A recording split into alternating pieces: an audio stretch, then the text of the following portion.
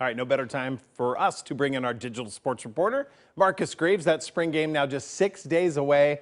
Marcus, blue chippers everywhere. Plenty for fans to get excited about, but it does start at the quarterback position, right? Oh, yeah. Anthony Brown. This I'm so excited for the Ducks fans because of this. And this is why they should be excited. We finally get to see what he's going to be all about. We've seen him in spurts, right? We saw him against USC. We saw him against Iowa State in their bowl game. But the biggest thing was he came out and he made plays, right? There was a lot of confusion for a lot of people why he wasn't the starter. He would come in sometimes, make some really big plays, and then from there, the Ducks would take him out, and it kind of boiled over some frustration. But now we get to see him full force, off-season under his belt as well.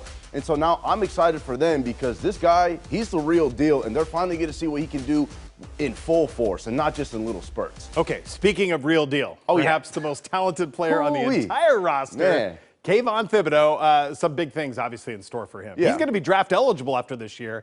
So this is kind of like a contract year, if you will. Oh, yeah, definitely. And here's the thing is this, like, I'm happy I don't play anymore because if he was running at me, I might just have to take the knee, man. But listen, KAYVON Thibodeau, again, as time goes on, he just gets better. All right, and so we already know this guy was one of the most sought-after guys in his recruiting class, and now he's going to be one of the most sought-after guys in the draft, the NFL draft. So to see what he's going to be able to do healthy, again, another season of experience under his belt, honing in his craft a little bit. This guy is something dangerous, Adam. You already know, man. I mean, that guy makes plays all over the field. So to see what he's going to be able to do, especially in the spring game, man, that's where my eyes are going to go, man. I'm going to be hyped for that. Hey, Gil Brandt already has him listed as the #1 prospect for 2022. As he should. Yeah, #1 off the board.